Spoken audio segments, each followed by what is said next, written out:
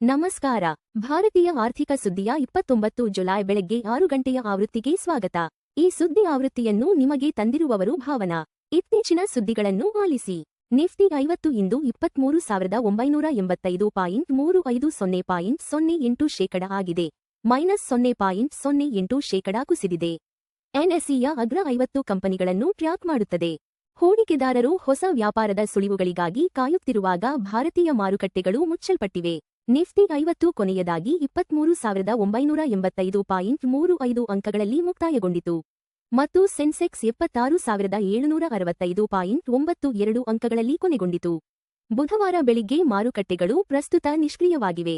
Apple ಮಾರುಕಟ್ಟೆ ಮೌಲ್ಯವು ಸಂಕ್ಷಿಪ್ತವಾಗಿ $5 ಟ್ರಿಲಿಯನ್ ಮೈಲಿಗಲ್ಲನ್ನು ತಲುಪಿದೆ. ಆಪಲ್ ಸಂಕ್ಷಿಪ್ತವಾಗಿ $5 ಟ್ರಿಲಿಯನ್ ಮಾರುಕಟ್ಟೆ ಮೌಲ್ಯವನ್ನು ಮೀರಿದೆ. ಈ ಮಟ್ಟವನ್ನು ತಲುಪಿದ ಎನ್ವಿಡಿಯಾ ನಂತರದ ಎರಡನೇ ಕಂಪನಿಯಾಗಿದೆ. ಟೆಕ್ ದೈತ್ಯ ಗ್ರಾಹಕರಿಗಾಗಿ ಹೊಸ ಐಫೋನ್ ಲೀಸಿಂಗ್ ಯೋಜನೆಯನ್ನು ಅನಾವರಣಗೊಳಿಸಿದೆ. ಮಣಿಪಾಲ್ ಹೆಲ್ತ್ ಐಪಿಒ ಆಂಕರ್ ಹೂಡಿಕೆದಾರರಿಂದ $4,167 ಕೋಟಿ ಸಂಗ್ರಹಿಸಿದೆ. ಮಣಿಪಾಲ್ ಹೆಲ್ತ್ ಎಂಟರ್ಪ್ರೈಸಸ್ ಎಡಿಐಇ ಮತ್ತು ಮೋರ್ಗಾನ್ ಸ್ಟ್ಯಾನ್ಲಿ ಸೇರಿದಂತೆ ಆಂಕರ್ ಹೂಡಿಕೆದಾರರಿಂದ $4,167 ಕೋಟಿ ಸಂಗ್ರಹಿಸಿದೆ. ಈ ಗಮನಾರ್ಹ ಬಂಡವಾಳದ ನಂತರ ಐಪಿಒ ಪ್ರಕ್ರಿಯೆಯು ಮುಂದಕ್ಕೆ ಸಾಗುತ್ತಿದೆ. ಕಚ್ಚಾ ತೈಲ ಬೆಲೆಗಳು ಪ್ರತಿ ಬ್ಯಾರೆಲ್ಗೆ $82 ಮತ್ತು 78 ಸೆಂಟ್ಗೆ ಏರಿಕೆ. ಕಚ್ಚಾ ತೈಲವು ಕೊನೆಯದಾಗಿ ಪ್ರತಿ ಬ್ಯಾರೆಲ್ಗೆ $82 ಮತ್ತು 78 ಸೆಂಟ್ಗೆ ಮುಕ್ತಾಯಗೊಂಡಿತು. ಇದು 1.50% ಹೆಚ್ಚಳವನ್ನು ಪ್ರತಿಬಿಂಬಿಸುತ್ತದೆ. ಇತ್ತೀಚಿನ ಮಾರುಕಟ್ಟೆ ಅಸ್ಥಿರತೆ ಮತ್ತು ಭೌಗೋಳಿಕ ರಾಜಕೀಯ ಉದ್ವಿಗ್ನತೆಗಳ ನಂತರ ಬೆಲೆ ಏರಿಕೆ ಕಂಡುಬಂದಿದೆ. ಫೀನಿಕ್ಸ್ ಮಿಲ್ಸ್ ಮೊದಲ ತ್ರೈಮಾಸಿಕ ಲಾಭದಲ್ಲಿ 23% ಏರಿಕೆಯನ್ನು ವರದಿ ಮಾಡಿದೆ. ಫೀನಿಕ್ಸ್ ಮಿಲ್ಸ್ 19% ಅನುಕ್ರಮ ಕುಸಿತದ ಹೊರತಾಗಿಯೂ ಮೊದಲ ತ್ರೈಮಾಸಿಕ ಲಾಭದಲ್ಲಿ 23% ವರ್ಷಕ್ಕೆ ಏರಿಕೆಯನ್ನು ದಾಖಲಿಸಿದೆ. ಆದಾಯ ಮತ್ತು ಇಬಿಐಟಿಡಿ ಕೂಡ ಹಿಂದಿನ ವರ್ಷಕ್ಕೆ ಹೋಲಿಸಿದರೆ ಬೆಳವಣಿಗೆಯನ್ನು ತೋರಿಸಿದೆ. ಚಿನ್ನದ ಬೆಲೆಗಳು ಪ್ರತಿ ಟ್ರಾಯ್ ಔನ್ಸ್ಗೆ $4,017 ಮತ್ತು 80 ಸೆಂಟ್ಗೆ ಸ್ಥಿರಗೊಂಡಿವೆ. ಚಿನ್ನವು ಕೊನೆಯದಾಗಿ ಪ್ರತಿ ಟ್ರಾಯ್ ಔನ್ಸ್ಗೆ $4,017 ಮತ್ತು 80 ಸೆಂಟ್ಗೆ ಮುಕ್ತಾಯಗೊಂಡಿತು. ಇದು 0.79% ಕುಸಿತವನ್ನು ಗುರುತಿಸಿದೆ. ಬೆಳ್ಳಿಯೂ ಸಹ ಇಳಿಕೆಯನ್ನು ಕಂಡಿದ್ದು ಪ್ರತಿ ಟ್ರಾಯ್ ಔನ್ಸ್ಗೆ $57 ಮತ್ತು 14 ಸೆಂಟ್ಗೆ ಮುಕ್ತಾಯಗೊಂಡಿದೆ. $50 ಶತಕೋಟಿ ಡೇಟಾ ಸೆಂಟರ್ ಯೋಜನೆಗೆ ಎನ್ವಿಡಿಯಾ ಬಾಡಿಗೆದಾರ ಎಂದು ಬಹಿರಂಗ. ಎನ್ವಿಡಿಯಾ ಸಿಇಒ ಜೆನ್ಸನ್ ಹುವಾಂಗ್ ಅವರು ಕಂಪನಿಯ ಸುಧಾರಿತ ಚಿಪ್ಗಳನ್ನು ಬಳಸುವ $50 ಶತಕೋಟಿ ಡೇಟಾ ಸೆಂಟರ್ ಯೋಜನೆಗೆ ಬೆಂಬಲ ನೀಡುತ್ತಿದ್ದಾರೆ. ಈ ಕ್ರಮವು ಬೆಳೆಯುತ್ತಿರುವ ಈ ಕಂಪ್ಯೂಟಿಂಗ್ ಮಾರುಕಟ್ಟೆಯನ್ನು ಬೆಂಬಲಿಸುವ ಗುರಿಯನ್ನು ಹೊಂದಿದೆ. ಹೂಡಿಕೆದಾರರು ಟೆಕ್ ಗಳಿಕೆಗಾಗಿ ಕಾಯುತ್ತಿರುವಾಗ ಯುಎಸ್ ಷೇರುಗಳು ಹೆಚ್ಚಿನ ಮಟ್ಟದಲ್ಲಿ ಮುಕ್ತಾಯಗೊಂಡಿವೆ. ಎಸ್&ಪಿ 500 ಸೂಚ್ಯಂಕವು ಮಂಗಳವಾರ ಹೆಚ್ಚಿನ ಮಟ್ಟದಲ್ಲಿ ಮುಕ್ತಾಯಗೊಂಡಿತು. ಬೋಯಿಂಗ್ ಮತ್ತು ಕೋಕಾ ಕೋಲಾದ ಲಾಭಗಳಿಂದ ಬೆಂಬಲಿತವಾಗಿದೆ. ಹೂಡಿಕೆದಾರರು ಈಗ ಮುಂಬರುವ ತಂತ್ರಜ್ಞಾನ ವಲಯದ ಗಳಿಕೆಯ ವರದಿಗಳ ಮೇಲೆ ಗಮನಹರಿಸಿದ್ದಾರೆ. ಗಳಿಕೆಯು ಅಂದಾಜುಗಳನ್ನು ದ್ವಿಗುಣಗೊಳಿಸಿದ ನಂತರ ಬ್ಲೂಮ್ ಎನರ್ಜಿ ಏರಿಕೆ. ಬ್ಲೂಮ್ ಎನರ್ಜಿ ಕಾರ್ಪ್ ಷೇರುಗಳು ಫ್ಯೂಯಲ್ ಸೆಲ್ ತಯಾರಕರು ಮಾರುಕಟ್ಟೆಯ ನಿರೀಕ್ಷೆಗಳನ್ನು ದ್ವಿಗುಣಗೊಳಿಸುವ ಗಳಿಕೆಯನ್ನು ವರದಿ ಮಾಡಿದ ನಂತರ ಏರಿಕೆ ಕಂಡವು. ಕಂಪನಿಯು ಮುಂಬರುವ ಅವಧಿಗೆ ಹೆಚ್ಚಿನ ಮಾರ್ಗದರ್ಶನವನ್ನು ಸಹ ನೀಡಿದೆ. ಎಫ್ಡಿ ಬಡ್ಡಿದರಗಳು ₹3 ಕೋಟಿಗಿಂತ ಕಡಿಮೆ. Kotak Mahindra bank 7.30%, bank of Baroda 7.15%, Punjab national bank 7.10%, HDFC bank 6.60%.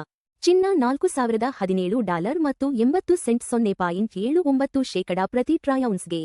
ಅಂದಾಜು ಸಮ $1,23,801 ಪ್ರತಿ 10 ಗ್ರಾಂಗೆ. ಚಿನ್ನದ ಬೆಲೆ 0.79% ಕುಸಿದಿದೆ. ಹಿಂದಿನ ಮುಕ್ತಾಯ $4,049 ಮತ್ತು 60 ಸೆಂಟ್ರಿಂದ.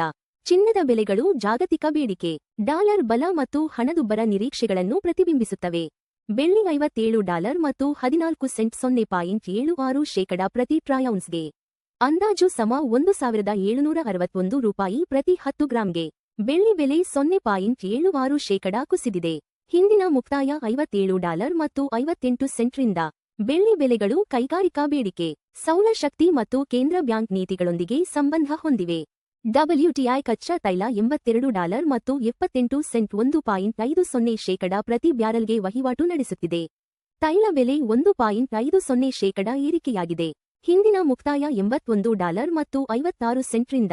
ಕಚ್ಚಾ ತೈಲ ಬೆಲೆಗಳು ಭಾರತದ ಇಂಧನ ವೆಚ್ಚ ಮತ್ತು ಹಣದುಬ್ಬರವನ್ನು ಗಣನೀಯವಾಗಿ ಪ್ರಭಾವಿಸುತ್ತವೆ. ಯುಎಸ್ $95 ಮತ್ತು 84 ಸೆಂಟ್ $0.06ಗೆ ಭಾರತೀಯ ರೂಪಾಯಿ ವಿರುದ್ಧ ವ್ಯಾಪಾರವಾಗುತ್ತಿದೆ. ರೂಪಾಯಿ 0.06% ಬಲಗೊಂಡಿದೆ. ಹಿಂದಿನ ಮುಕ್ತಾಯ $95 ಮತ್ತು 90 ಪೈಸಾರಿಂದ. ದುರ್ಬಲ ರೂಪಾಯಿ ಆಮದು ವೆಚ್ಚವನ್ನು ಹೆಚ್ಚಿಸುತ್ತದೆ. ಆದರೆ ಐಟಿ ಮತ್ತು ಫಾರ್ಮಾ ರಫ್ತುದಾರರಿಗೆ ಪ್ರಯೋಜನವಾಗುತ್ತದೆ. ಎಲ್ಪಿಜಿ ಸಿಲಿಂಡರ್ ಬೆಲೆಗಳು ಪ್ರಮುಖ ನಗರಗಳು: ಚೆನ್ನೈ 957 ರೂಪಾಯಿ ಮತ್ತು 50 ಪೈಸಾ, 3106 ರೂಪಾಯಿ. ಬೆಂಗಳೂರು 944 ರೂಪಾಯಿ ಮತ್ತು 50 ಪೈಸಾ, 3021 ರೂಪಾಯಿ. ಹೈದರಾಬಾದ್ 994 ರೂಪಾಯಿ, 3191 ರೂಪಾಯಿ. ಆಂಧ್ರಪ್ರದೇಶ 966 ರೂಪಾಯಿ ಮತ್ತು 50 ಪೈಸಾ, 3128 ರೂಪಾಯಿ.